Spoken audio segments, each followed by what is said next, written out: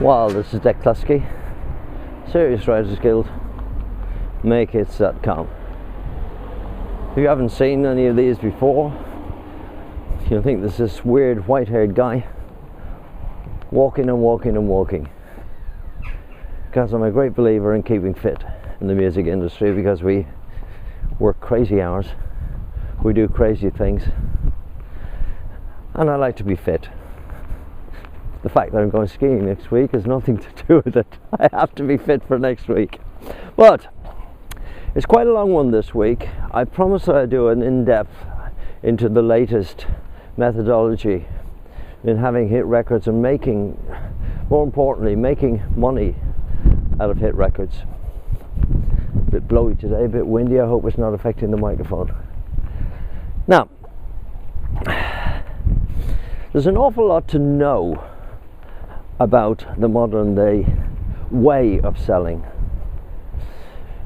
I saw an interesting interview with some very major people in the industry, and they were talking about the relationship between the record companies, the major record companies, who have always been okay as regards money because they're very big and they can afford to develop artists.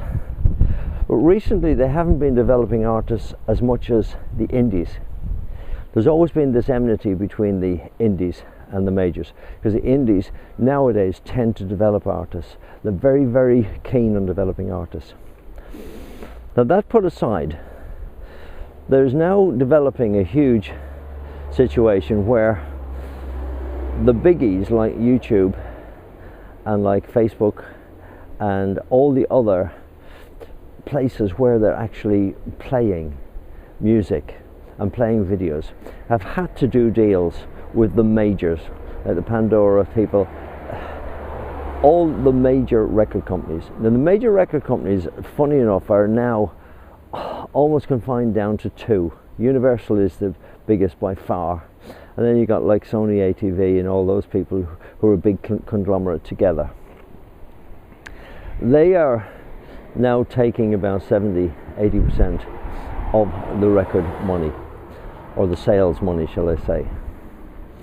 There's a big argument going on now that the way the record companies have in the past demanded money from YouTube and from all the other providers of music is not right.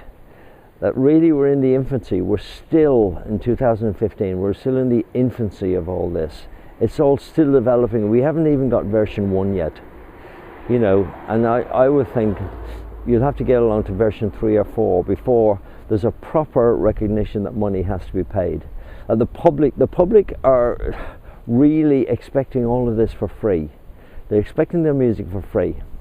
Now, there's an interesting situation, I think it's in Sweden, I'll look at my notes on this, but I think it's in Sweden where almost everything is streamed. There's very little downloading going on. And that's the way the biggies, like Apple and people like that, that's the way they wanted to go. In fact, it's very hard nowadays with Apple to actually make your own CD. Any of the new computers, they haven't got the facility on it. It's as simple as that. And Microsoft are going the same way. So they're trying to push everybody into streaming. Will we go that way? I don't know. So I'm saying all this to get you clued up, really, as to where the industry is going at the moment.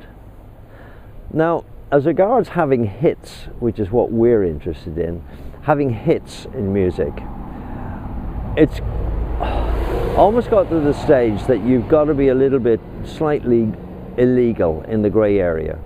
You've got to do stuff like releasing your stuff on Spotify and on iTunes and all the various places that you can release your stuff, and release it for free so that anybody can download for free. And then you decide on a release date, what you call your release date, and then you simply get your video on there on YouTube and hopefully get it viral, hopefully get everybody interested, get all your Facebook stuff together, get it all into a 2-week mode of huge promotion. And then, and only then, you shut everything off and you have a release date when everybody's got to pay, and on iTunes and anywhere where that's counted for the chart. Yeah, and that way hopefully then you'll have a big push of sales, because everybody hopefully is talking about your track, and then suddenly they go on, they can't get it for free, they've got to buy it. It's only 79p or 98p, whatever the charge is, but that hopefully will get you into the chart and get even more interest. Now there's dodgy ways of doing that, which you may have heard of, I don't know, where you can buy batches of SIM cards.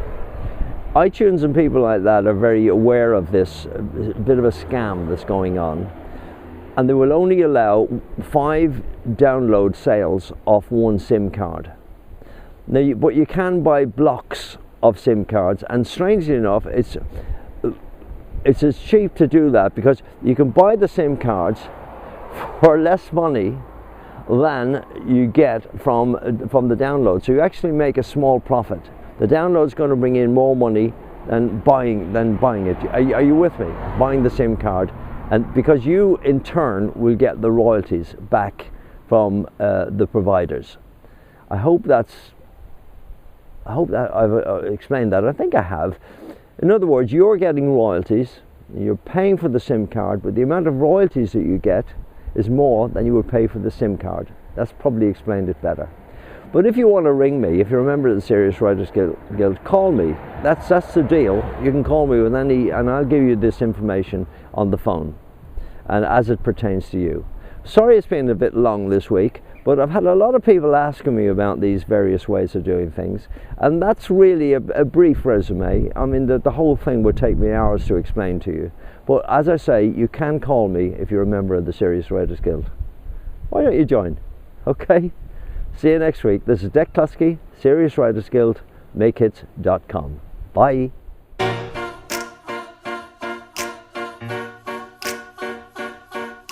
The home of the Serious Writers Guild.